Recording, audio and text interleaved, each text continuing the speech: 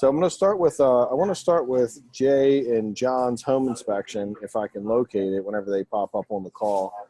If anyone has questions, feel free to ask, and we can go from there. Any question at all, just we'll start with that. And the whole purpose, I always see you get Nikki. Hey, welcome, Nikki, for your first time. And Hey. Nikki's new, everyone. So, Nikki, you have any questions, feel free to start it off. Anyone, what we do in this call is we'll go over offers people are putting in.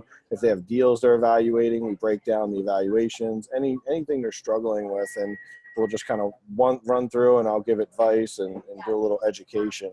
Most of the education that you get will be from the training, because we use the training, and I go through everything thoroughly in the training, and then we use these group calls to really take that education to the next level, like fine-tune details that we don't always see.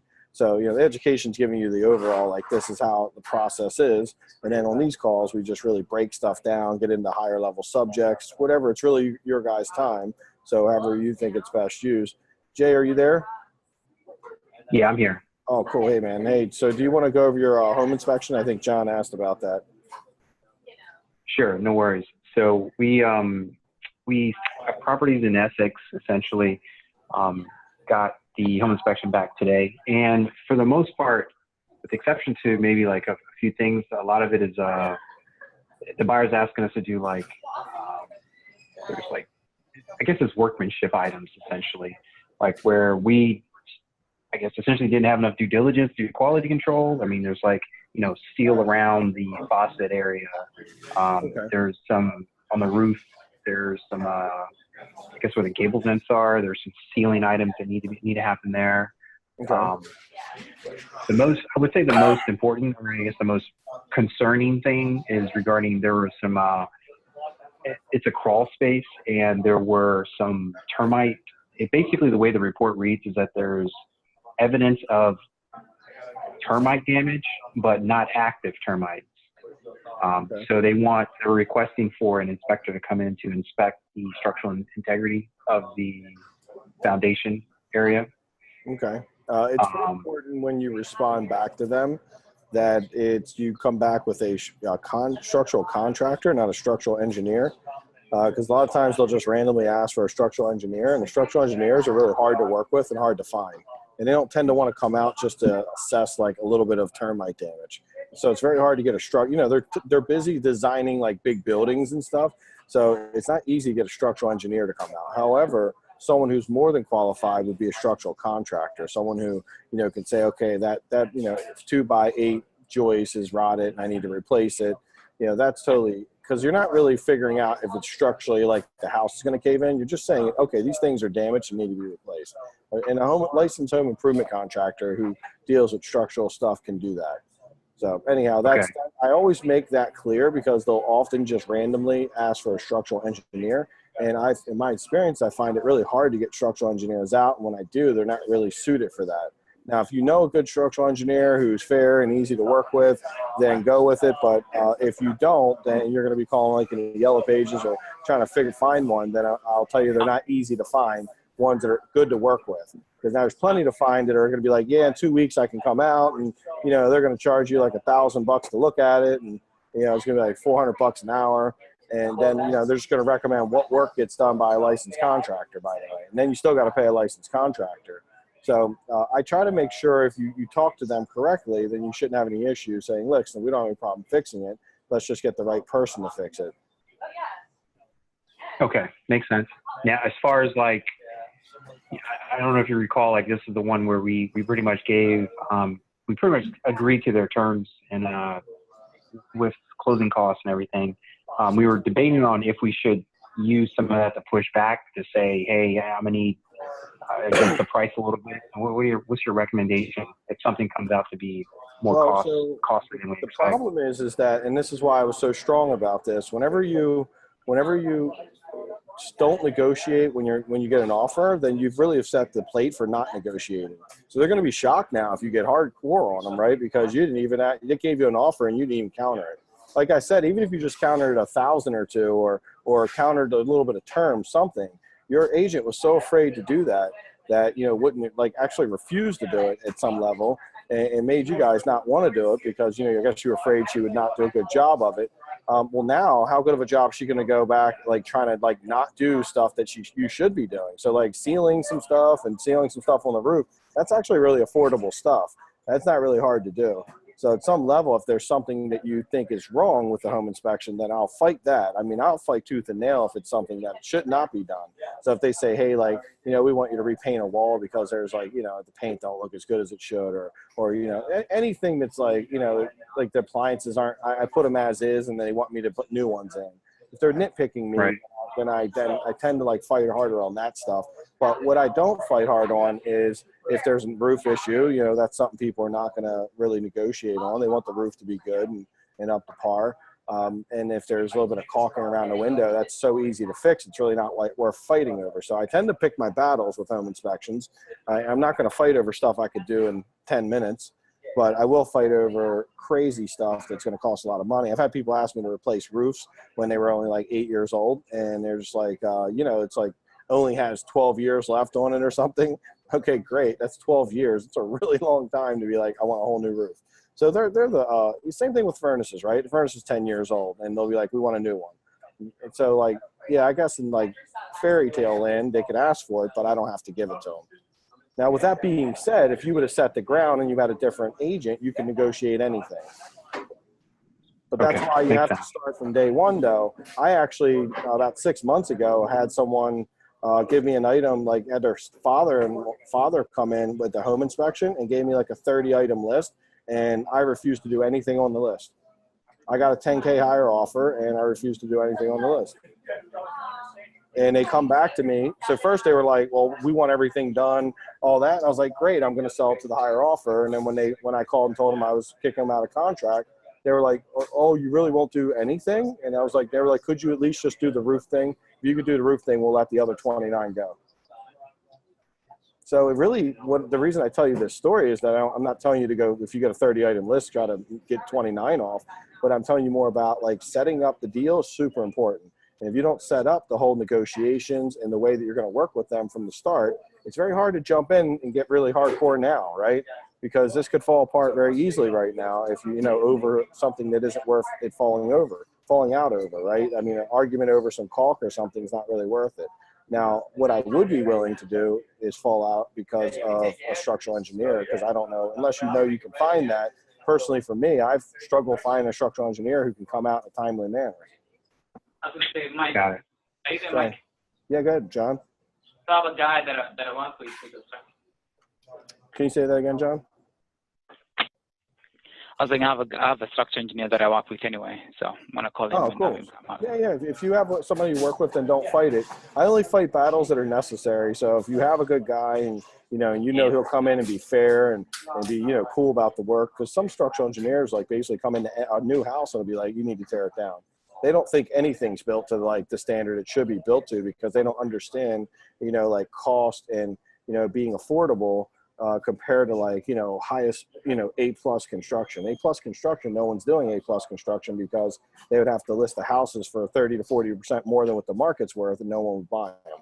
So there'd be no building if people followed structural engineers to their wish list of what they think should be done. Now, when they come into stuff like this, they tend to give you the wish list of like, oh man, you need to do this and that, and none of it makes any practical sense. It's been my experience. But if you have a good guy who thinks, fairly and understands this, then don't sweat it, don't argue over it. Is there anything in this whole thing that you really think is like not fair? Because I mean, some caulking a window is easy. The roof stuff at the gable vent, some touching up on that seems easy. I guess I was just wondering if the guy, now that he says no big deal, I was thinking if the guy comes and we have to reinforce the joists underneath in the crawl space. On that particular one, whatever it is, it is. So you guys should have made sure that was right from day one. There's certain things you can't negotiate, and structural things tend to be things that are really hard to be like, hey, we're not doing it. Now, if you're arguing over a furnace I've gotten furnaces that were 20 years old and argued with them, and they've kept them and said, you know what, we'll take the furnace. It works good now, no big deal. You can argue, I can negotiate for you guys to get out of a furnace that's 15 years old, them trying to ask you to replace it if it's in good working order. Maybe you give them a home warranty or something as maybe a middle ground. But structural stuff tends to be really hard. So anything that tends to be like structural or roof usually is going to be like a major issue that people just won't buy. A structural, roof, electric, plumbing, people just don't want to give up on those things because, they could buy the house and have like a major issue. So I would just say that this would not be a battle I would want to fight. I would recommend, for liability reasons too, that you get someone in there, and whatever it is has to be done. Just make sure you're working with a fair structural engineer. That's going to be. If he's fair. So are you recommending I just say yes to everything that's put on there? Just say yes. Well, I haven't heard Is that everything? How long is the list? How many items? Actually, I sent it to you. Maybe you didn't have a chance to look at it. I'll pull it up. I mean, what was your email you sent it from? Yeah, I emailed today. Oh, hold on. Let me screen share you guys so you can see my screen. Sent you 2 emails. Got it. Well, what was the email you sent it from, though? It's something 905. No, but where did it come from? What's your email? My J Muchai. J. Muchai. That's me right there. Okay. Home inspection. So let's see what they sent. So the attachment, attachment. Which one? Let's see. We got river inspection. I don't want the whole report. Actually, I just want to see what that's not the one I'm looking for. That's the one. So the very first one is what you need to look in. First one, okay. Yep. Well, that's the whole home inspection. What are the things they're asking? They're not asking for everything on the home inspection, right? So if you go to the summary, so they kind of God, I hate when they do it this way, but it's hard. And then you have to go. I hate when they do it this way. It's like so freaking. So first thing I would ask them to do, I would go back to the agent, tell them they need to write this out because this is not the proper way of doing this. They need to take all these items and write out what they want done specifically. Just say, hey, what I would have your agent do is just look. This is a hard to understand list, and I don't want to have any confusion in this. Okay. You guys write out specifically what you want and what you want done so we can either agree to it or not agree to it. Because just putting the items on leaves way too much room for error, and it's lazy on their behalf, and it helps them not ask for a million things. If they don't feel like writing it out, it means they've asked for too much. So I hate when they do this. They just put numbers on because now you got to go back and it's just too many opportunities for you to mess it up. So what I would ask is just go back, have your agent go back, or your agent can do it. She's making enough money, she can do it too. Have someone write this out for you and put this in where you clearly understand what you're looking at. Do you know? I mean, because even for us, like if we go through these this way, it's going to take forever. If you gave me a list, I could just run down it and be like, good, awesome. But when it's really long like this, I just think there's too much. But it looks like 1, 2, 3, 4, 5, 6, 7, 8, 9, 10, 11, 12, 13, 14, 15, 16, 17, 18, 19, 20, 21, 22. Also all debris and 23 items is a pretty big list.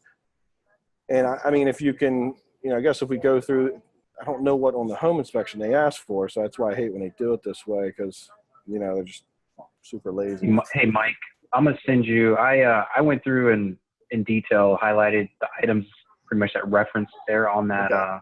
Yeah, send it to me so, now. Yeah, is that the one you sent earlier? Yeah. Cool. Yeah, I'll take a look for that now. So, I mean, know that when it comes to home inspections, you can negotiate anything, but the way that you set this up and based on the skill level of your realtor, I would probably not go too crazy on this because I don't think she has the ability to convey and communicate to this person without people getting angry. So it really is about the agent you have working with you. I know for me personally, I can get in there and convince people to do a lot of things, but agent that was afraid to even counter an offer would suggest that she's not the best communicator, not the best negotiator, which meaning for me would translate into pick your battles on this. If it's something that you think's unfair, then let's talk about it and I'll give you a good feedback on it. But so far the termite thing is like a non-negotiable thing usually. You usually have to do that because it's structural. And I personally, I might argue on who does it or if I can get a structural contractor or a structural engineer. A lot of times what I'm arguing, guys, is I'm arguing the wording of it to make sure the wording is favorable. So they might say something along the lines of like, do this and this with the plumbing. And I always will reword it to have, instead of doing what they say, I'll say, hey, I will have a licensed plumber evaluate it and do what he deems to be necessary. Because the problem is home inspector is not qualified to make that assumption. He actually is always, a good home inspector should always say, refer to the licensed individuals because they're not licensed plumbers, so they don't have the ability to do that. The licensed plumber makes a decision on what is right and what's wrong. Because I've had a scenario where I've agreed to stuff that a home inspector asked me to do, and then the plumber said, well, that's not the way you do it. So I'm like, well, can you just do it that way anyhow? And the plumber's like, well, no, I can't do it wrong and then sign my name to it. So then I go back and the people would refuse. I'm like, I talked to a licensed plumber and they said that's wrong. And they refused to do it the way the licensed plumber wanted to do it because they're like listening to their home inspector. And that's when I realized it's important to never accept any kind of electric, plumbing, HVAC things from a home inspector. Always start the item with saying, hey, a licensed individual will look at this and evaluate it and repair as necessary. Or repair or replace as necessary. And that way it's left to the licensed person to make that decision. Now, were you going to send me over something? You take a look, see if you just sent it. Yeah, it Okay, should be there now.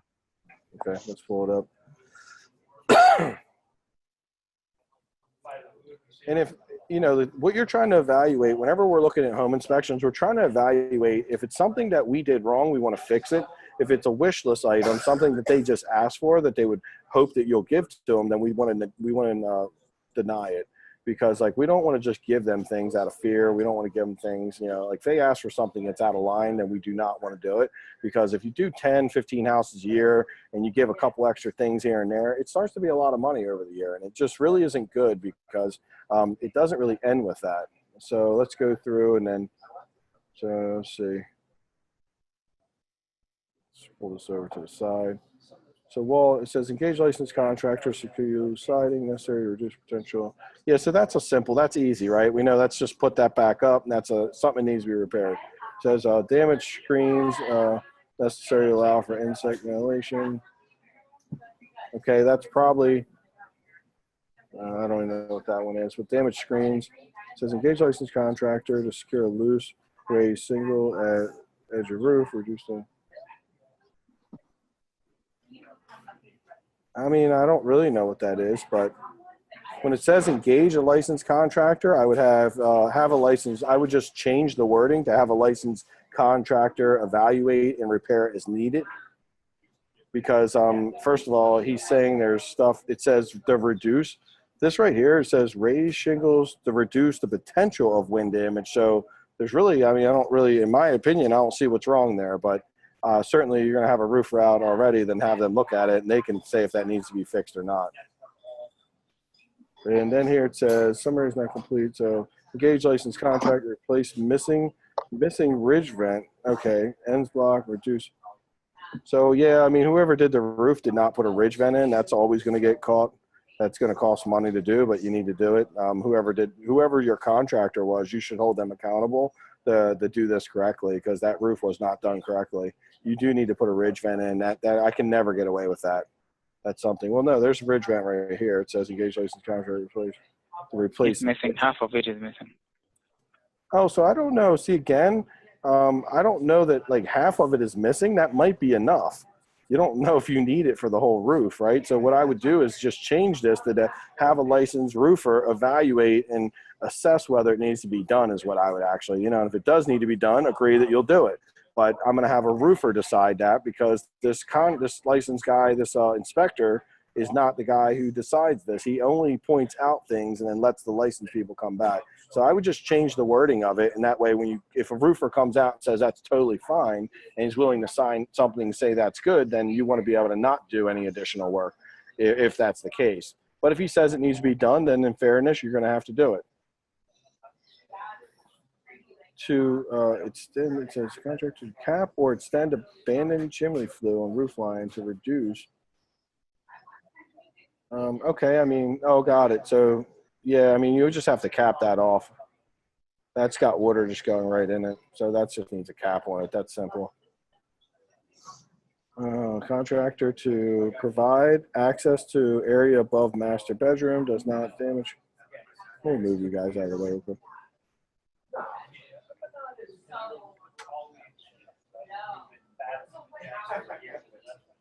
That's up to you. I mean, you can, you guys might have to put like something like that in there. It says refer to wood flooring insect. Okay, got it. So that's the crawl space again.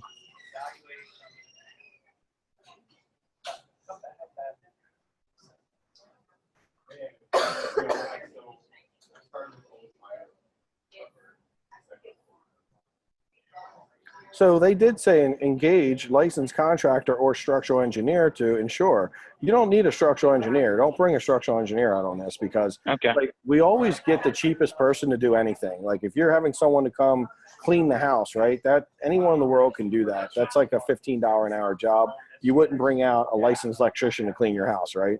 So that's the way you want to look at it. Like a licensed contractor is much cheaper than a structural engineer from an hourly rate. So like if then they're giving you the ability to do a licensed contractor, then you don't really need to mess with this and just get a licensed contractor to come out and look at it, see what's up with it. If it's all good, then it's good. If not, then just have him fix a couple things and then write a letter saying what he says, and you should be good because they're leaving it pretty open on that. I like that. So engage licensed contractor to install insulation between floor joists and crawl space to promote uniform coverage for loss of air conditioning. So license to install insulation.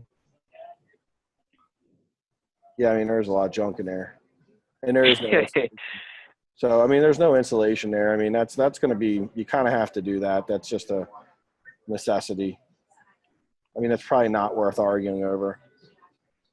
Yeah, I don't really see anything too crazy in there. So let's see what else we got. I mean, these are all like not yellowed, but okay. Ducks and joys. Zone 1, running thoroughly, unconditioned.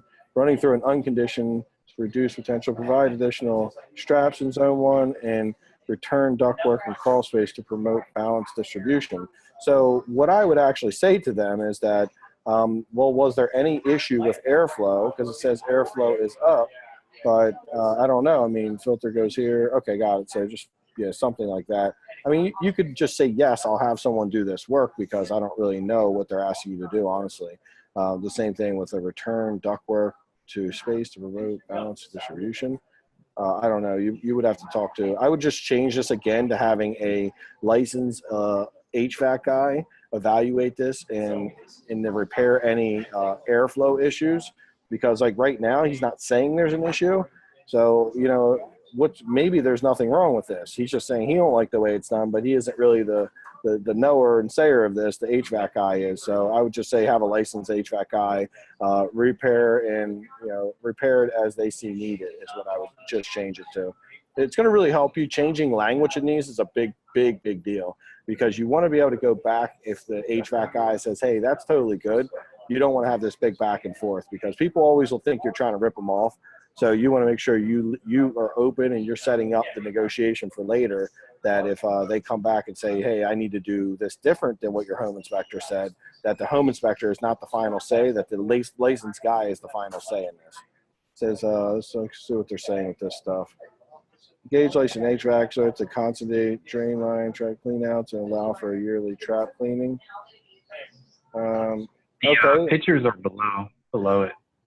What is this though? What are they saying right here? I guess nothing. That was the HVAC issue with the return line. So the way it's set up, the format, like the text is at top, pictures at the bottom. Okay, I got it. Okay.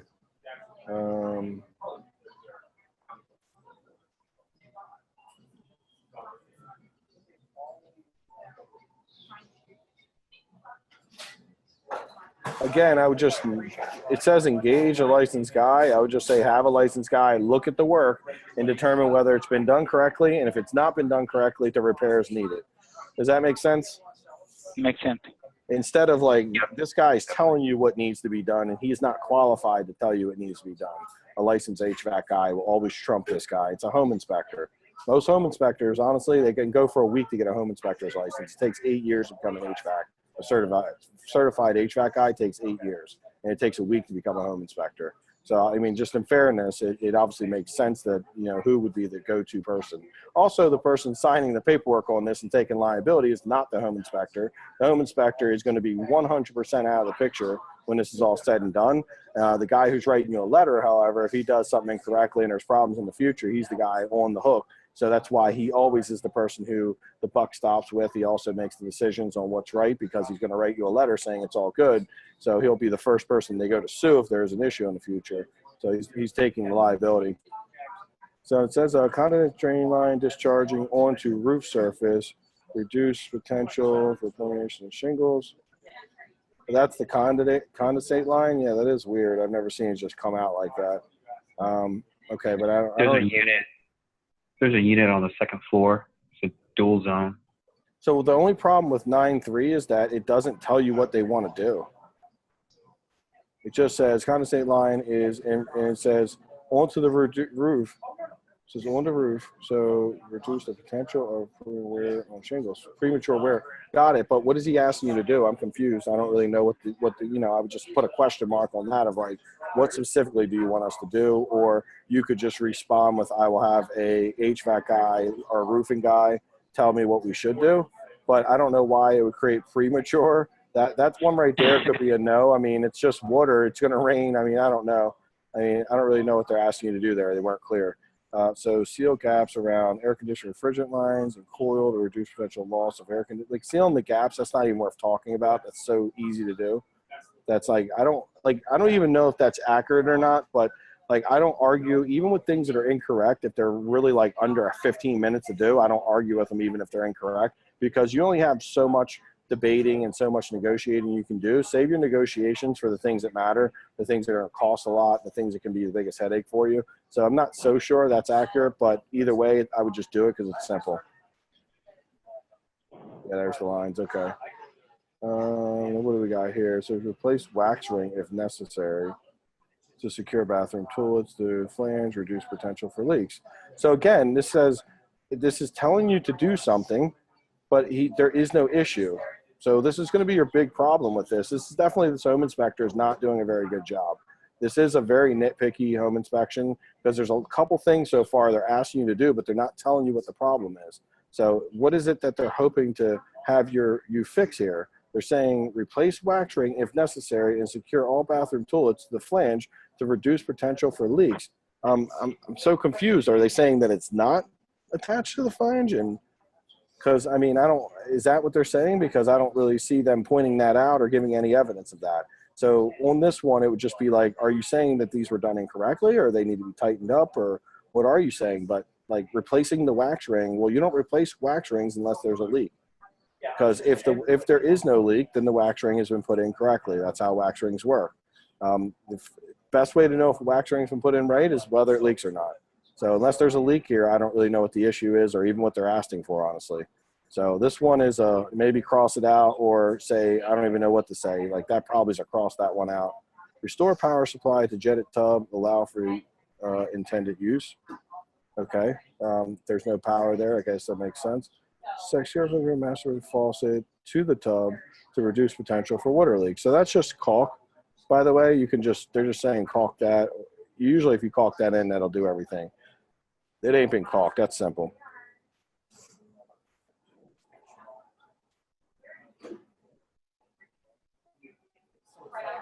Yeah, this is crazy talk again. So they're basically saying FYI. Well, FYI should not have made the list. And eliminate leaks and drains.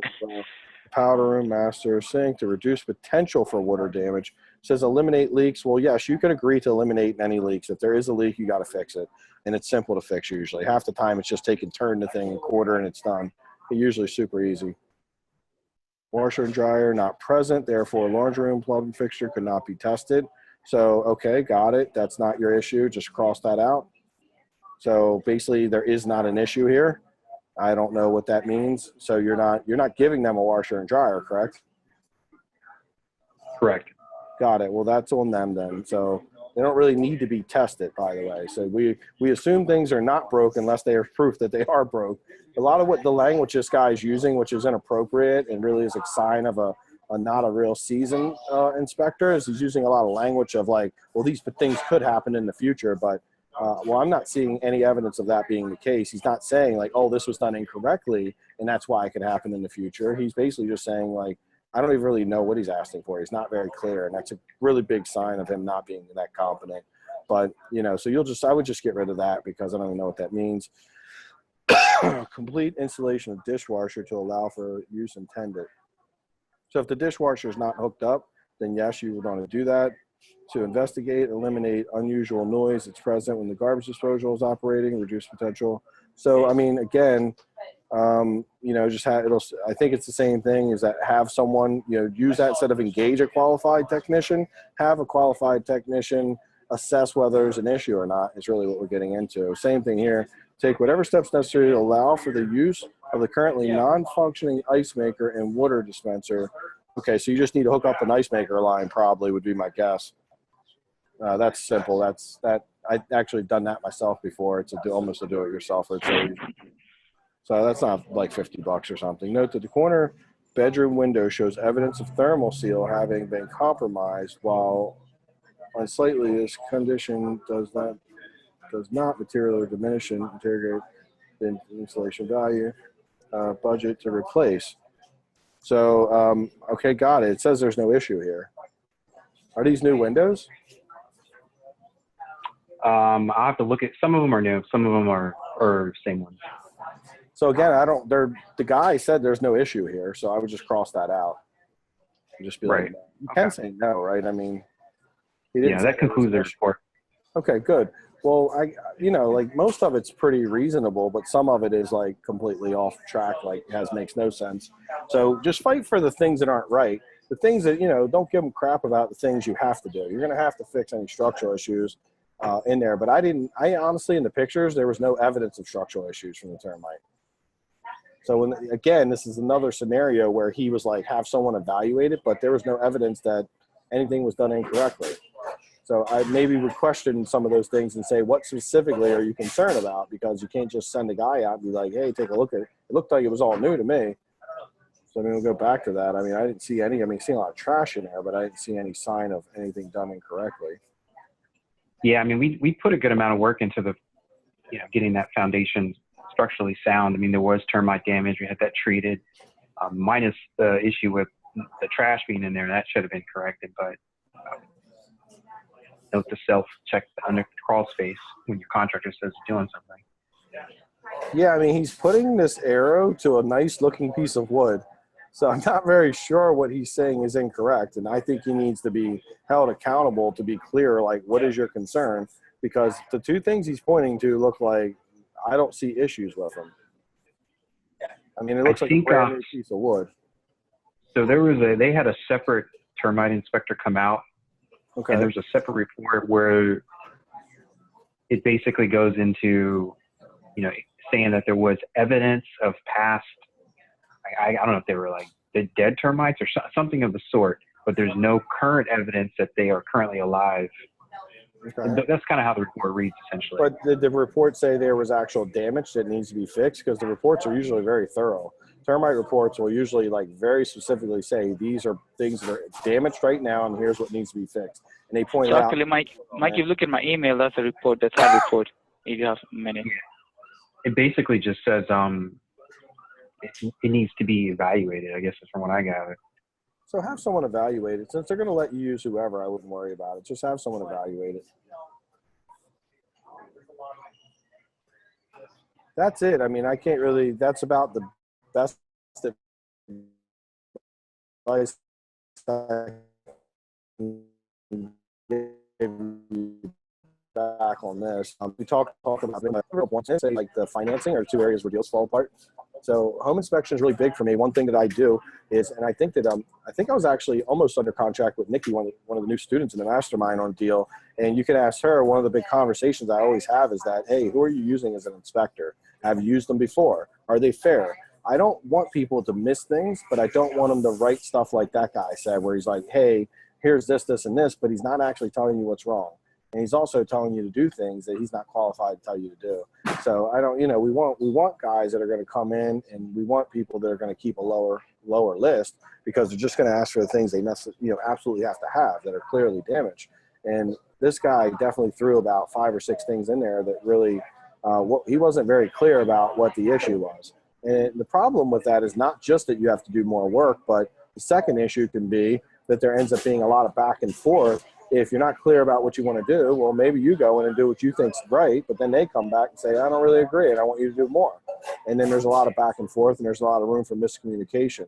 So your job and the agent's job is always to make sure that this home inspection is extremely clear on what you're doing and why you're doing it and how you want it done. So that way there's just no problems from this point on, and you can move forward, because this is the time where you guys have to make a business decision. How much this work's going to cost, and are we okay doing it? What you don't want to have happen is it go from where thinking it is what it is, but now it turns into, say, 40% more work because, someone wasn't clear about it. So that's why it's a really big point. One of the things I do with every single deal is like, look, you guys, especially if you didn't negotiate, hey, listen, but this is where the negotiation would have came in. I would have hit them back with 10K more. And when they would have said, hey, we can't do 10K more, I would have been like, what can you do? And they would have been like, all right, we can do 2K more. And then I'm like, wow, really? That's not a lot. I mean, that's not really, you guys definitely aren't even meeting us in the middle. Well, listen, if I do take 2K more, would you have your people, can we talk with your buyers and make sure that they're going to take it easy on us on the home inspection? Because I'm like, with 2K more, I can't afford to do a lot of repairs. Can we have that conversation up front? So this is why you negotiate, so that you can prep people and you're negotiating to get future stuff in place, right? Future upfront contracts in place. So I always ask for more money so that when we go into the negotiation, I can easily say, hey, listen, who's your best home inspector? Can you make sure he's on this? Because the worst thing can happen is if you don't negotiate that, and if you don't pre-tell them that, listen, we're not going to do a bunch of home inspection items, then, well, you can't tell them after the fact, right? Like, you were going to tell them after the fact, but it would have been best to negotiate. And as part of the negotiation, you would have easily been able to say, wherever you landed, if they'd have come back and said, hey, we're just going to give you $8,000 more, you can be like, really, $8,000 more? Well, listen, if I'll take $2,000 less, are you guys willing to agree that you will only ask for the absolute must-have items on the home inspection? So you see how, like, there's almost no scenario. And if they just give you the $10,000, then don't worry about it, right? Then you don't have to fight for the home inspection, because then you can do items because you got a lot more money than you expected. So does this make sense why we always negotiate? Because right now you're going to go back and you don't really have a lot of leg to stand on right now. I mean, I think you can fight the stuff that isn't correct, obviously. So right now it's just black or white. There's no room for you to get more than what you deserve. And I'm always trying to create an environment where I can get a little more than what I normally would get, or say my competitor would get. My competitor would normally just, it would be black or white. Like, okay, it's right, I do it. It's wrong, I don't. And sometimes, honestly, most of the competitors are doing stuff that's wrong, doing stuff that they shouldn't do out of fear of losing the deal.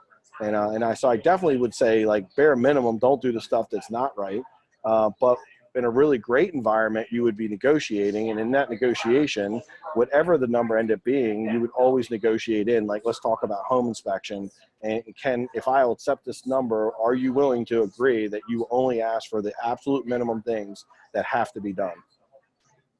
Right. Makes sense. Like, totally, like, yeah, I'll do that. And now, see, once they agree to that, Jay and John, once they agree to it, like, they're going through and they're not being as picky because they know they agreed to it. Okay, even just them saying that I'll do that, even, it might take them from 30 items to 15 items. You're always, maybe it's still a big list, but at the end of the day, you're always going to get a little bit more by doing that. You get a better environment, essentially, is what you're looking for. Makes sense, for sure. I appreciate that. Anybody in the group have feedback for them that they like to share?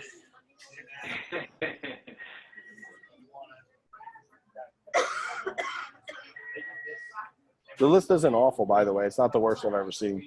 There's a handful of things you guys got to work out, but most of the stuff in there is not, like, this ain't the end of the world. Cool. Yeah, man, I appreciate it. All right, well, cool. If nobody has any feedback, then who else in the group has either a deal to review or any specific questions? Just taking a quick look to see if anyone emailed anything over. I don't want to hog all the time, but I did send a few deals in. But feel free to, obviously, if somebody else came in, look at theirs too as well. It was this one, Patterson? Oh, no, Patterson's yours, right? Yeah, no, it was earlier in the morning. It was like around the morning time. Okay. Anyone else have any questions? Well, either way, I'm going to get to them for you, Jay, but I just want to see if anyone else has questions.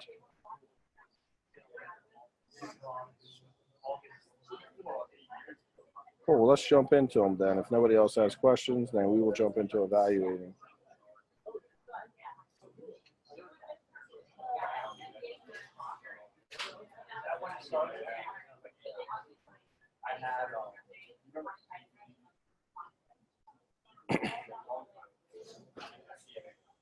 All right, so let's take a look at it real quick and see what you got here. So property one is Oakford, list price this. So you got suggested ARV. Is this your ARV you put on it? Yeah, that's it. Correct. Okay, got it. And then the second one is Barron Place. Second one is Round Hill. Okay, so you got 3 of them. Which one's most important to you? We won't be able to get to all 3. Which one of the 3 do you think is the hottest? I'm looking at battery power and realizing we probably won't get to all 3 of those, but I can walk you through the process. Because whenever there's 3 like this, there's probably one at best that's like really, truly the best one to focus on. I want to teach you. Yeah, the first one. 3. Whenever you're looking at 3 properties, pick the one that you think has the best chance of you doing the deal. Right now, I would say the first one is the hottest. That's the one where I think based on the many times I've spoken with the owner, I'm actually going out to meet her tomorrow or Saturday. Now, is this a private? It looks positive. It was listed on the MLS. She received one of my letters and ended up calling me. Okay. But the property is currently not active on the MLS. Okay, but the numbers on it right now. Do you know what she owes? The mortgage on it is $100,000. They were asking $150 for it. She is it was her mother's house. The family it's like her and a few siblings currently co-own the house. Okay, got it. It currently has basically her brother lives in it on the 2nd floor. From what I gathered, it's set up to be basically two apartments, top floor and the bottom. Have you seen it yet? Yeah, I looked at the exterior. I was supposed to meet with her yesterday, but she got tied up, so she canceled on me. But I looked at the exterior. I mean, it's actually maybe a mile and a half from Delante's house, maybe 2 miles. Okay. All right, so your numbers seem reasonable from what I know. The only thing I'll say, we bought Delante's house for like $85,000, right? And Delante's only needs like 55 or 60 and more. Okay. And it's about 220, so I think your number on your ARV is right. But I don't know, 85. I mean, yes, they do normally need 85. Delante's actually has a couple things that were pretty nice in it. A couple things he's going to be save, like sheetrock, it had upgraded electric. A couple things that I think we had a good furnace in there. Couple savable new windows. The siding was good on the whole house. The roof looked decent. So there's some stuff we're going to save money on. With that being said, let's take a quick look at it, and let's just break it down from top to bottom. So Oakford Avenue, I'm very familiar with Oakford, and that is usually, these sell for more money, by the way. These brick ones, even though they're funny looking, will actually go for more money. I would pull just Oakford, however, because I do know it's close to Delante's, but I've done 3 houses on Oakford, and for whatever reason, my experience on Oakford is they go for less money. So we're going to double check that when we comp it and see if Oakford we're seeing any sign of it. So now that I know that, I might double check. But okay, it's 14 something. It is 365 days on the market, and they were listed at 150, and they got crickets. Like that's a year on the market at 150, and no one would touch it. One picture says it's not doing us any favors, but in that picture we can tell that we need windows. It looks like they look like metal, and maybe they're vinyl. But it looks like some of the windows need to be replaced. Obviously, the brick, you don't need to do anything with that. The roof and stuff, I mean, I don't see that it's bad, but I don't see that it's good. But just looking at the general condition of the house, the outside don't look like a ton of work. It's a 4.2. Needs a new roof, according to her. It's 18 to 20 years old. All right, cool. So it needs a new roof. Based on it being 1,500 square foot, are you going to finish the basement? It says full finish now, so. I assume finished basement in the pricing. Yeah, I mean, you in those neighborhoods, if you don't have a finished basement, they tend to sit. So it has a garage. Okay, good. Awesome. Well, I mean, I don't know that 85 is the number I put on it. I mean, that seems a little on the high end. Me personally, did you use the quick Redo estimator on it? Yeah, basically, because I haven't seen the inside, I assumed a reason. I would say worst case, but after based on my conversation with her, kind of walking through, what she said she would do to renovate the house to sell it. I just used that as a base, and then I plugged everything into the model. She is a agent. She was saying that if for whatever reason they can't sell it, she said they owe 100. The mortgage is 100,000, and they're trying to get a few more dollars than 100,000. And she said if for whatever reason they can't, she was explaining that they would just try to renovate it themselves. I didn't really dig too much into it other than just try to get as much information as I could. I'll wait till I see her on Saturday and just renovated it themselves. I mean, all you have to do is break numbers down, right? This is the key to working with anyone, whether it's an agent, working with anyone, is that you're going to need to take and thoroughly show them the numbers. So we're going to have to start with like, okay, here's the comparables on Oakford, right? Here's what's sold on Oakford in the last 2 years, similar to your house. And this is what we think we're going to sell it for when we're done. The next piece is you're going to have to break down a renovation budget. I think that when I show a renovation budget, if we think this is 70, I look at this and I'm thinking, if I had to take an educated guess, I'm thinking 70 to 75. 85, I know for a fact you'll have no problem doing it for 85, but I don't like to always go 100% worst case scenario. I like to say that find a common ground, which would be probably 75K on this. You know, that means that you're going to cover a lot, but there should be some things you can save there, right? I mean, I just for the age of the house and look of the house, 37. I mean, I would think there's something in there we can save, but I don't know. We haven't seen the inside. So let's pretend that it's 75 just for fun. And let's go look at the comps real quick and see what we think on those. I'm going to go ahead and comp it. Let me get the address real fast from this. So when we're comping, there's always a process, and I know for Nick he's new, but for you guys too, it's really always want to follow the process. The reason we follow the process is because it makes comping a lot faster, and a big part of this game is we're going to be comping and looking at properties. So we always start with copying and pasting the address like you've seen, because I'm going to just drop it in. I guess you got to remember my login. It seems like I always forget that. I'm going to find out. Oh, I didn't forget it. Wow. So always click here. We just always go like the same order every single time. Search, general. I always start with hitting map before I even hit criteria, and then just dropping stuff in. Copy and paste that address in. I'm always clicking this while that's uploading. Go in this area, like half mile is what I normally go, but when I'm in the city, I usually go a little closer in the city, maybe like a quarter mile to like a third. Just because there's going to be more activity in the city. We can see there's a decent amount of activity. If we were in AA County, we probably a half mile would be better because we wouldn't have enough subject properties. So we're always looking to get at least 20 to 25 subjects back. So in this, let's see what we got. I actually see the number. Oh, 38. So right now you can see we got 38. That's a solid number. We don't want to have like 90 because we'll be looking all day through the comps, and that's too many and it gets confusing. But if we only had like 8, that wouldn't be enough sample. Right? You always have to have enough sample size. It's really important, because if you don't have a good enough sample size, then you're going to be making decisions kind of with air, okay? So don't ever like just have 8 of these. Then what you would do if you only had like 8 samples, you would go from say 300 or 180 days back, go 360 days back, go from a quarter mile to a half mile. You'd want to just, you know, up your criteria so that you can get at least 20 to 25 as a minimum, but we got 33, so that's really good. So we're going to leave that alone. It's the first thing we're looking for. We know it's detached. We're going to hit that. I got 180 days. I'm totally probably going to go like 360s because I'd rather see, I like to see a year back.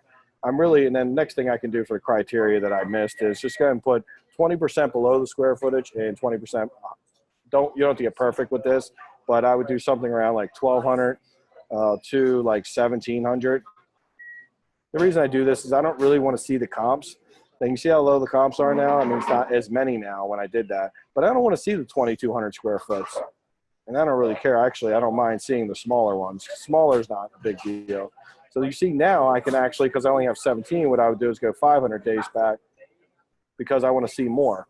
But what I'm really trying to see more of, I'm trying to see more of exactly the houses that remind me of my house, right?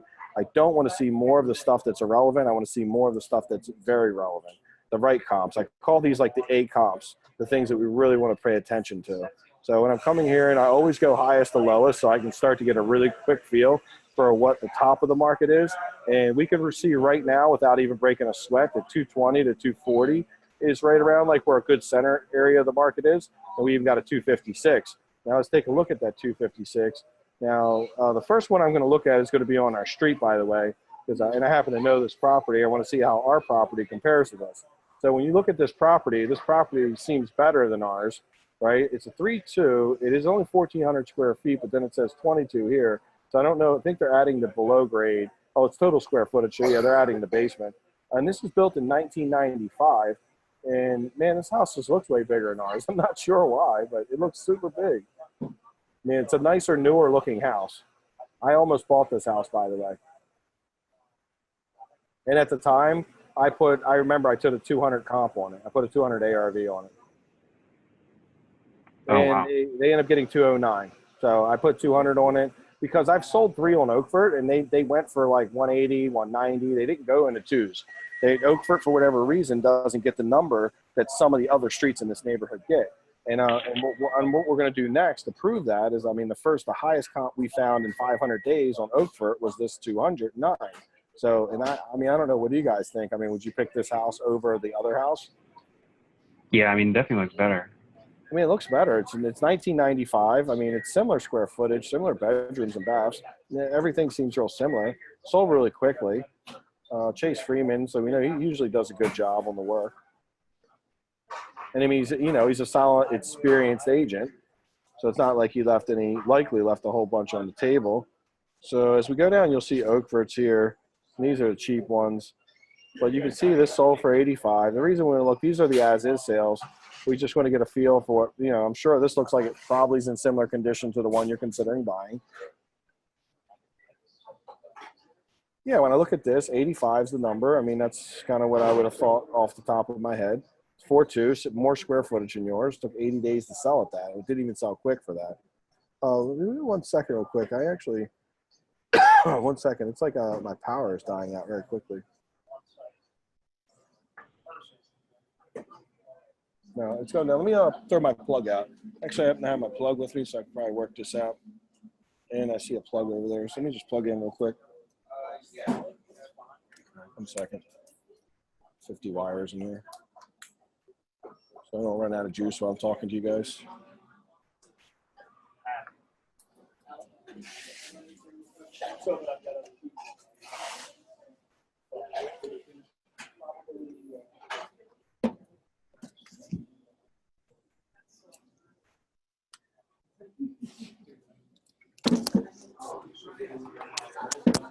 Stealing some Starbucks juice. I don't even need a home. If they were 24 hours, I could just live here. Homeless house flipper. Of course, it's probably cheaper to live somewhere than it is to buy 6-hour coffees all day. Probably healthier too. Yeah, it's definitely healthier. So, I mean, they bought that for 85. I'm only looking at these because these are as-is comps. They give us a feel what, like, other people are paying in the neighborhood on Oakford. And we've seen that one. I think, let's see if we're looking at the right one. Okay, so there's that. So you see which one that is. That's the REO, right? That's the one 4101. Pretty sure. Yeah, that's the one we just seen. So they picked that up for 81K. I should have picked that up for 81K. I feel like they got that one. I don't know. I must have missed something on this because I was definitely bidding on this. And I think I just missed on it. I don't know if I was maybe a little bit nervous on the comp since I'd done 3 houses on the street and they only went for like 185. Oakford did not go for the numbers that the other streets go for, but they picked that up for 81. So, I mean, right now what we've quickly seen is that your competitors are paying about 80 to 85. So you can see just like you don't just look at the ARV, but you're going to look at the as-is comps. And in Baltimore, I like to look at the stuff around it, but then I also like to do a second comp and be street specific. So what I would do next is, and I can just go back, I think we already have our answer on Oakford, but I really just want to see everything that's happened on Oakford. So I usually do just Oakford and go 1,000 days. But right now, let's just go down. That was all the Oakfords. So if we just change this to like 1,000 days, the reason, I just do these super quick. I love 100. Let's go and just see if there's any additional Oakfords. And I don't think there is. 9, yeah, 82 for this one too, by the way. That went for 82. Got this one, went for 100. So we got a couple new ones we didn't see. Oh, that's the one we did see. It actually didn't go for 100, it went for 85. Okay, we did see that one. I think we've seen this one too. Yeah, we've seen this one. Seen this one. Oakford 84. I think that might be a new one. Is that the same one again? Oh, here's one that looks just like your house. There's your house. Look what they paid for it. So I think it's really easy to show them the comps, right? What you should be doing is saying, hey, listen, here's the 3 houses that have sold on your street in the last 1,000 days. You know, I mean, bottom line, this is what they're going for, 75 to 85,000 bucks. So, I mean, I like having that conversation, because the first step we got to figure out is like, hey, like if you're trying to get more than 100, then this conversation's over, because like 100 is probably too high. But to be upfront with you, it looks like you need to be at 75 to 85, because that's what your competitors are paying. Your competitors aren't geniuses. You know, they're just know the numbers, and you can see this is what they're buying this stuff for. And this house, that's actually your exact house, and that was bought for 75. I mean, overall, the condition, I mean, I'm assuming that your house is in about that condition. I mean, it looks like it needs renovation. So anyhow, I would, I mean, that's helpful on that piece of it. And then from a comp standpoint, I would put I mean, me personally, I'm going to put about, well, what do you think based on what you just seen? How much would you put it at? Nikki, I would love if you're on the call still, because I lost the pictures of everyone. I would love that you're a realtor, so I would love to hear your opinion. And I know Janine, I think you're on here too. So the realtors chime in, because you guys like do this every day. And what would you think the ARV, if you know, now when we do ARV for us is not as realtors, because we're not looking for listings where we're going to put it out and then, you know, just go and ask for a price reduction if it doesn't sell. As flippers, we got to put it out at a number we know it's going to sell for. It can't be, I hope it's going to sell for this. It has to be a number that we're very confident it's going to sell, because if you have to price reduce when you're a flipper, it's like 10K that comes out of your pocket. And often we're only making like 25 to 35K. So we don't really have room to let things sit on the market with hard money costs. So we're always looking for what we call the ARVF. And ARVF is the after repair value fast, that we know we can easily sell it for, no issues. If we price it there, we'll probably get multiple offers and have no issue selling it. If there's a little downturn in the market. So like if this, you put 220 on this is what a lot of realtors would say. I mean, I'll give you the hint that it's not 220, obviously. And what do you guys think based on, you know, what you just seen, the comps we looked at?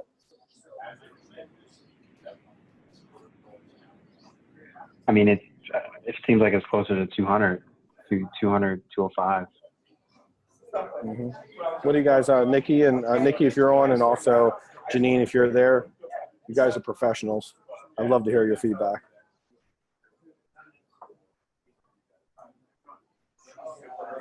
Okay, maybe they're not in. Let me see real quick. I want to just see if I have everyone here.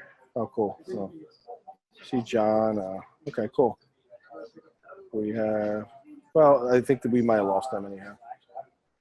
So I would agree. I'd say 200 to 205. I mean, I think 205 might be fine with a finished basement. I think that somewhere between 70 to 75 and work. I mean, if you put 85, you're a little on the high end. So I think you're probably 10K too high. And obviously, I want you to get that number really sharp. Right now, you have a little bit of a bad taste in your mouth, because the couple of rehabs you've done have been like way over budget, and they've been like not very you've not done them really efficiently. The one thing you're not going to be allowed to do, both of you're not going to be allowed to do, is take your prior experience and use it for future experience, because what it could do to set you up is it could cause you to say, hey man, last time we thought it was 70, it turned into 85, so let's just put 85 on it. My old business partner used to tell me to do that, and we would for a while. And what we would find happen is I would start offering 15K less on everything, and then we get no offers accepted.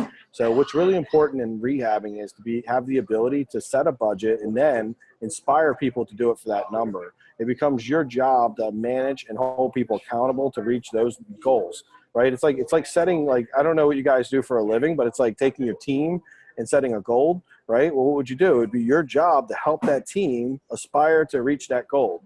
If they don't reach the goal, then you have to have a conversation. Say, we didn't reach the goal. What are we going to do different next time? This is why I believe in breaking your rehabs down, because if you were to just say, hey, I got 75K in the budget, and someone said, yeah, I can do it for that. Well, when they don't reach the goal, that's the whole job, and it means you're stuck with a big issue. What I would probably advise you to do instead, which would give you more instant feedback, would be, hey, like I'd break everything down, like demo, framing, demo, framing, installation, rough-in plumbing, rough-in electric, rough-in HVAC, waterproofing if needed, roofing, windows. I break it all down, line item it all out, and then I'd hire one job out to start with that contractor. So if that contractor goes, well, I can do the whole job. I got it, man. But this is an interview process. We don't ever work together, right? It's an interview process. Let me have you do I got $1,000 in for the demo.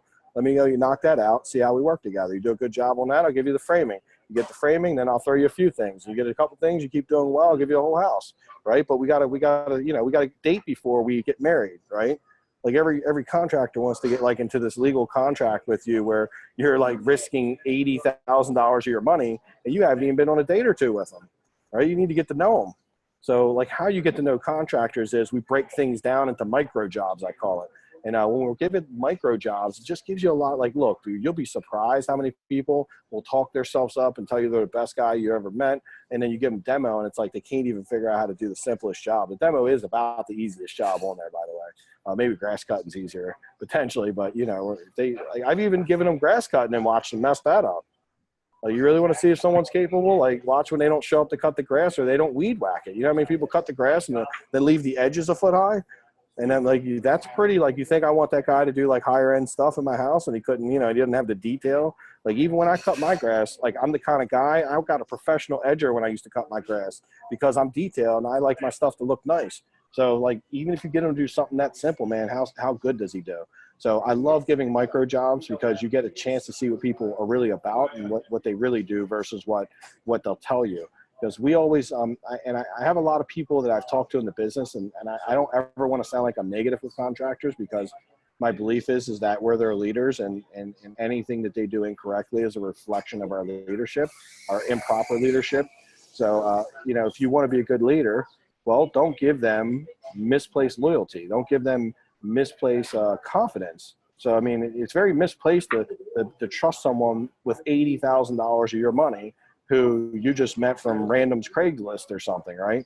I don't know. It's not like it's not someone who has performed for you in the past and has a track record. So with that being said, then give it down to micro jobs. I did that with Rashad, and it was really interesting because Rashad and all my students who really get into the higher level training, when I break it down with them, they have a lot of issues with contractors, but their issues are isolated to one little thing, not the whole freaking job. And then, like, now you got them on the whole job, and you can't really fire them when you have them on the whole job because you're so, like, you're married to them, and it's harder to, like, break up with someone when you're married, right? You got to split assets up. You got to figure out who's going to get the kids on the weekend, who takes the dog. Do they get the dog or I get the dog, right? Or who's going to stay in the house? I don't even know. Who gets the car, right? You don't know who's getting what, right? So that's kind of what happens when you give a GC a whole job. You're getting married to them. What I suggest is you date for a while and make sure you get along. And dating is like, hey, like a small $1,000 to $2,000 job. So what you're doing is you're protecting yourself to just a $1,000 or $2,000 risk, versus like an $80,000 or $50,000 risk. No, it makes sense. I appreciate that. But on this particular deal, let's pull up the deal analyzer, and I'll tell you where we want to be at really quickly. And then what do you think well, let's go ahead and let the numbers tell us. We'll let the numbers tell us where we need to be because really we don't guess on that. That actually is just math. So pour deal analyzer up. I do have specific ones for the city, but I think I gave you the worst deal analyzer. So you're always good. So let's just say we did push it to 205, which would be a little aggressive, but I don't think you're out of line with 205. I think at 220, you'd be out of line. 200, I would be like, dude, that's fine also. I don't think you're overly, like, offering too little. And I think at 75 puts you in a really solid, just making a guesstimate. But I'm going to just put 70 in. Look, so this is where everyone's buying, by the way. Did you notice that? Everyone's buying 75, 85. And at 70,000, look what you're making. Like, that deal's where it needs to be at 70. So the fact she owes 100, well, that don't have anything to do with your number. So the way I like to teach you guys, I like to sell in a very transparent way. And me and Nikki talked a lot about this in our intake call because she's our agent. She has some experience in being an agent for 20 years. I think she's been an agent, so a lot of experience. And I was telling her, one of the things I love to teach you guys is I like to be transparent. So if someone comes to me and said, I want it 40 and I could pay 70, I would I don't know if I would just give them 40. I would actually say, listen, I could probably offer you more than 40. What number would I need to offer you in order for you to make a decision today? And then lots of times they'll be like, well, 40, I would have considered it, but like, if you can do 50, I'll lock it up. Like, I'll make a decision today. And then I'll give them 50 because I don't, like most people say, well, you're leaving money on the table. The problem with offering 40 is, or if you offer a number that's low, they're going to know it's kind of low, and then your competitors get in. And, so I will pay them more. I mean, I'd pay them up to the 70 if that's where the deal works. And I've done it before. I've had people say, like, I'll take 50. Now, I'm like, if they say they'll take 50 or 40 today and are willing to move forward, they need to move it, then I don't offer more money. I just make sure that I don't really care about the numbers much. I just care about when will they make a decision? How can I get them to make a quick decision? And if they tell me they want 180, it's the same thing. 180, it's not about what they want. It's about what the market will allow you to pay. And based on your underwriting criteria, you can see I have in here, we go 200, 250, 68% Mayo. So I'm thinking your offer is actually like probably 68,000 based on that. That's even a little high. It's 70%, but that's fine. If you do 68, you're a little, actually you can go to 72%, right? Or did you say 72? Oh, it's 68%. So like you're offering a little bit high on that at 68, but if you want to be aggressive and go 68, 70, that's the number. Unless the only variable in here we don't know since you haven't seen is the inside. My guess is that why everyone's paying 75 to 85 is that most people are only spending about 65 on that. That's my educated guess, because I know that that's about where I would just roughly think initially. And you see the deal works exactly right at 75, even probably works at 80 if it's 65. But so that's the deal. That's that number they're paying. All this adds up to me. So you see how the whole story adds up? It's what your competitors paid. It's, but the 65, you'll have to see that to determine. But either way, we're at 80. Right. So it's under what they owe. I mean, yes, you can go see it for practice, but your bigger hurdle right now is that, like, under no circumstance, I don't care what you go in there and see, you're not going to be at 100. So maybe what I would consider doing is saying, look, I've run some numbers. I think the house is worth about, 200 to 205 when it's done. Probably going to have to put about, 70 to 85 into it without, say, based on the things you told me it needs.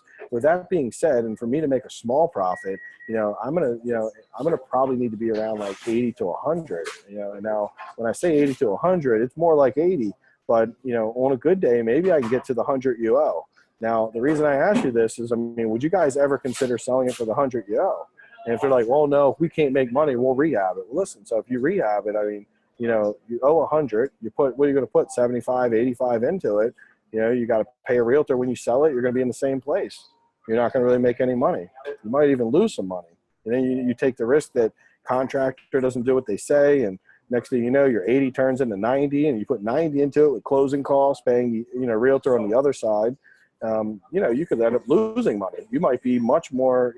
What happens if you put 80K into it and you can't get the number you think? Because it's a true thing, right? Since she owes 100, if she puts 80K in, there's a chance she could take a bath and lose money. Like, she's not considering that. When they say we'll rehab it ourselves, I don't think that actually makes sense, because at 100, she could easily lose money. She could put 85 in and get 65 back. Yeah. I mean, she was, her ARV, she was putting in at 300. I didn't comment on it. Yeah. So she was like, yeah, these sales pretty good. Super simple. Send her to comps.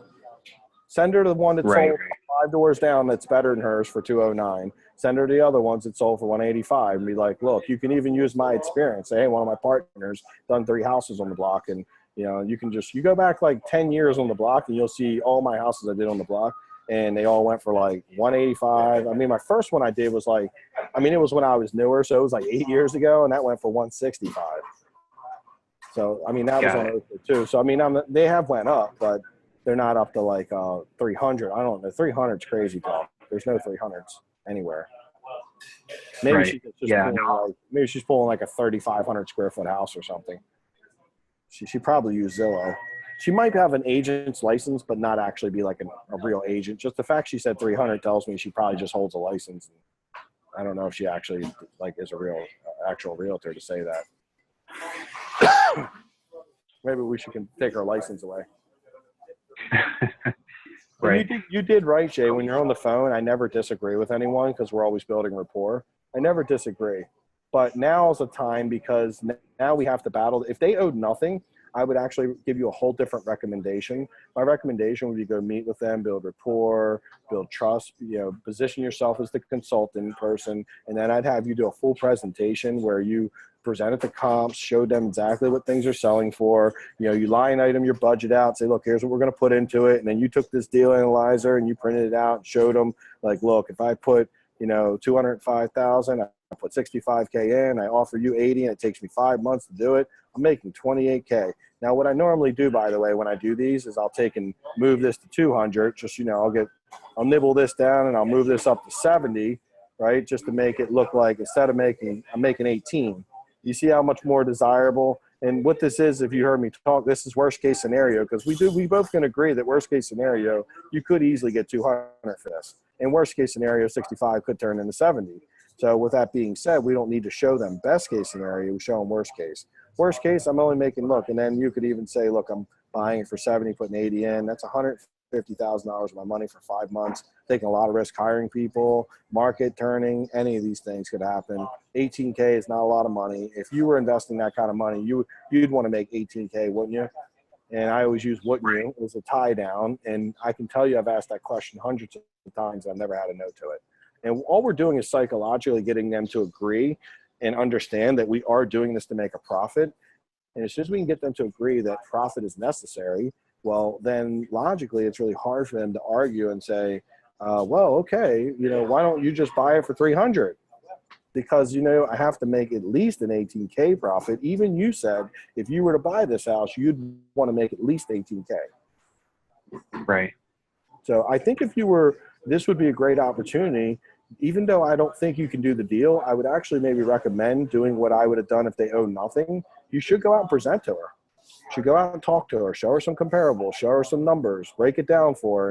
And you know what? If it doesn't go well, who cares? This is how you get good at it. Right. Okay. No, that's a good idea. I'll do that for sure.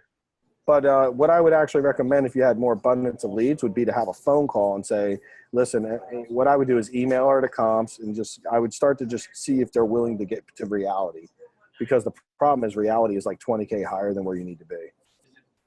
Okay. I mean, their mortgage is 20K higher than where you need to be is the issue. When the mortgage is right where I need to be, then I go out and look at it and I see if there's anything I can squeeze out of it. But when the mortgage is 20, 30K higher than where I need to be, with that being said, and Blaisdell, it's 20 to 30K higher on my, what I would say my more aggressive estimates, right? Only a 65, 70K in work, a $205,000 ARV. It took a lot for us to get to 80. We easily could be at 65 or 70. So we're pretty far off from her mortgage. So, for efficiency, it would be totally okay to just give them what I call a ballpark offer and explain it to them on the phone. I've even had where I'll just email a couple things over, let them pull it up, say, look, you see the comps, you see that, do you agree? Do you understand where I'm coming from? I can do it on the phone just so I don't have to run out and spend a lot of time. I'll let you choose whether you want to practice doing it on the phone, because that scenario is going to come up a lot, or if you want to practice presenting to them in person. That scenario comes up a lot also. Okay. No, I appreciate that. That makes sense. Now, if you could, I would like you to take on the other two deals for Tuesday. Would you mind going through the other two deals in detail, just like what I did, in real detail, and look at the comps and really the 220, I want you to really dig into the comps and be very thoughtful of the comps, be very thoughtful of the renovation. And I want you to get what my job is to teach both you and everyone on the group to get more detailed about your information. And it doesn't happen over a couple evaluations. It actually happens over doing this over and over. So I think when everyone comes into the group, one of the big things you'll hear me say consistently to everyone is that this analyzation of the deals is like the biggest piece of this. And when we analyze deals, when you get really good at it, I mean, when you've seen my numbers and I looked at them in deeper detail, no one on the call could disagree with them, right? So I want you to be able to get to where your numbers are so conclusive that you could show them to other people and they would agree. Plus, you look at them from an objective standpoint, from the balcony down, and you agree with them. And what most of the time we do is we just do a quick look at them because we don't want to dig in too deep. But we want to learn to dig in deep, because it might take you an hour to dig in deep right now. But you might take an hour in each of those second comps, and that would be totally fine. But I promise you that if you get to that level of detail, that next time it takes 45 minutes, the time after that it takes 30 minutes, and you get down to where it's 15, 20 minutes to do that. And I think it took us about 15, 20 minutes to do it today. So it won't take you long, but you have to get to there, right? It's like running a 5-minute mile. You know, if you've only run a 7-minute mile, then like, you know, trying to run a 6-minute mile seems impossible. So you push yourself to do the 5-minute mile. So I actually, what I did with Rashad, just so you guys know, when he would comp things, he'd sit there for an hour and comp. So I actually told him he only has 15 minutes to comp a property. And I was like, I want your quick assessment of it, but I want 15 minutes and I want you to get it right. Because put the time constraint on it, but then get it right is the key. So you see what I'm doing. I'm just checking multiple different layers. And so use this video, do that. Come to me, and I want you to present to me, you and John, if you can, present this to me on Tuesday and show me the other two and show me what the numbers are and why you think they're that. You can't get this wrong, just so you both know, right? There's no getting it wrong. There's only practice. We practice routines, we practice, and we get better. So my mission is not for you to come to me on Tuesday and be like, oh my God, you guys are perfect. I mean, I hope that you're not perfect because you got me here for a reason. I'm hoping there's some areas I can give you value, right? So, I mean, I'm not rooting for you to be perfect. I know it's very unlikely you'll be perfect just because it's an experience thing. It comes with a lot of repetition and a lot of, feedback. And I actually, I don't know if I told many people in this group, but I hired an appraiser who came in and worked with me once a week for a year. Or like a 30-year appraiser would come in and he would and appraisers don't usually know a lot, but this particular one did because he had worked with a lot of flippers. He understood building. He was actually he was like 70 years old, and he was a very wise appraiser, and he had a lot of knowledge. So he would come work with me and help me get more detailed and just he would pressure me to like say, Mike, well, what is the per square foot on brick? And okay, what about this? And okay, well, how long do those sit on the market? And, hold on. I see that you've got these two comps, but they're not the same style. And it's making me concerned because these two comps you have are different styles, but the one you have is different. I want you to go farther back and find things more like your style and see what they look like and see if they tell the same story. So he would always just challenge me, right, and critical think on me. And he taught me to be a more detailed critical thinker so that I could, and that's what I'm going to do with you. I'm going to just keep training until you get better. So are you guys okay doing that and just like digging in deep, making some homework, then just tell me, here's why I think it is what it is. Wherever you're right, I'm going to give you support and say, great job, and tell you what you did right so you can continue to do it right. And wherever you need improvement, I'm going to give you feedback there so you can continue to practice and get better at that. Sounds good. Yeah. No issue. I mean, this one was a little bit more difficult. The Barren Place, that one is actually a lot easier. I mean, there's several things that you pointed out that I was not doing as efficiently regarding how far I was looking back, how you're using some of the much older, like when you're back 1,000 days, to kind of see what things were originally purchased for. So Barren Place is a lot easier just based on the fact that it's in a subdivision. There's a few different comps that have come around in that area in Rosedale. This one I found to be a little bit more difficult, and the pieces where I was struggling was the fact that it was brick. I didn't know how much to weigh that against like some of those other newer style colonial homes. But how you broke it out made a lot more sense. So I'll apply that definitely. So I appreciate it. I would say the biggest thing that I did to it was I took out, like, you notice how we didn't even look at the stuff around it because we had comps on Oakford. So whenever there's comps on your street that tell a different story than the other comps, we never pay attention to the other ones. You see how quickly I abandoned the other comps that said – the other comps said 220, by the way. They were clearly 220. Haddon's 220, I know that. It's easy comps for it. But the thing is, when we looked on Oakford, we just realized that, like, wow, there's things on Oakford that suggest that it ain't 220. So we always go, like comps on the same street are always going to be what we call A comps. They're always going to trump comps on other streets, especially in Baltimore. In Baltimore, because Baltimore can be, like, crazy. I mean, Rashad was comping something the other day, and he's like, hold on, I'm gonna make a case for this. And he kept showing me all these 200K comps, and he's like, but I'm like, what about the 140 comps? He's like, yeah, but this is an upcoming neighborhood and this and that. He had a half-mile radius, and then I'm like, well, let me ask you a question. Are the 200 comps like really close to your house, or are they really far? He's like, I think they're pretty close. And I was like, well, how about this? You got a half-mile radius. Take that half-mile radius down to 0.15 and go like 3 years back, and then tell me what the highest solds were. As soon as he did that, he eliminated all the comps over 140, and the highest sold was 140. Just by and that's the piece like that, right? And that's the piece where I wasn't giving enough weight to, because it was time. I assumed that going too far back, it was less relevant, even if it was on the same street. Mm-hmm. And obviously that was, I guess that's. Well, I would actually, I mean, so the reason, so it is like appraiser won't use it when it's 3 years back. But for me, if I see the exact same house that was renovated by like one of my competitors 3 years ago and it sold for 205, I'm going to feel really comfortable I get 205 or more because the markets went up in 3 years, if anything, right? So it's not went down. But it would just be, I would know that's a really good baseline, and all I would have to do is adjust from that baseline, right? Say that, okay, it sold for 205. Okay. All right, the Right. market's probably went up a little, so I can make a safe assumption that it's maybe 210, 215 even. And I'm just, so that's just one little note I take. It's not everything, right? No one comp makes my Right. story. It just adds like a detective, right? It's a little piece of the puzzle. And I put that piece in the puzzle and I say, all right, well, let me look at other comps. Now I look at other comps and they're like, oh, they also say 215. This says 215. But then I go back on the street and I'm like seeing some 150s and all that. Well, then I'm like, okay, why? Now I might look at it and say, well, it's 5 years old, so it's not relevant anymore. But 2 and 3 years old, really, especially in Baltimore, there's not. In the better neighborhoods in Baltimore, the values haven't went up crazy in 2-3 years. So, but they have went up some. Obviously, from 8 years ago, Oakford, I sold one for 165 on Oakford 8 years ago. So it's definitely went up since then. I mean, right?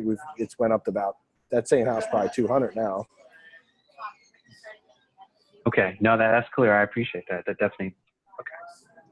Yeah, it's always not just only paying attention to the comps that tell you the story you want to know, right? So if the comps tell you that story and then you go back and do the search on the street and it tells you the same story, so all I'm doing is I'm checking multiple ways to check a story, and if all the stories add up, then I'm good.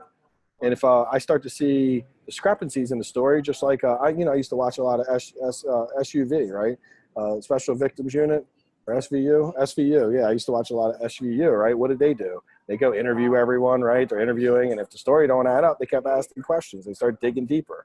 So comping is the same way. You go and look back at one track, you go interview a different track. Okay, well, if I just pull the street for 1,000 days, or I take the radius and make it smaller, any of those things, right? We start with like a year, and we start with a quarter to a half mile radius, but then we just keep, and if that tells us one thing and we see any inconsistencies in that, now I might just do that, by the way. If I see good comps on the street and good comps on the neighboring street, I'll just leave it at that and say, cool, I've seen comps. They all look good. Problem is when the comps are not perfect and one comp's a little higher, one's a little less. So when I pulled your Oakford up, we seen a 256, but we also seen a 209. So there's discrepancies in the comps. So, I mean, that was a $50,000 difference, and they were both the same square footage. So what did that tell me? It told me that some streets sell for a lot more than others.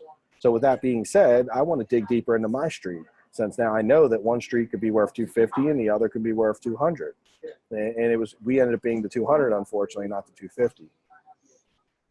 Now, and then sometimes, like you say, Glen Burnie or Pasadena, and we get a house that's 1,500 square foot, we pull it, we're going to see really consistent comps usually. They're going to be like 275, 265, 285. It's all going to be like that same ballpark. And lots of times the difference will be mostly based on like amenities or look of the house, things like that, small things like that. But here we seen it looked like it was street-based, not just quality-based, but it was actually based from street to street.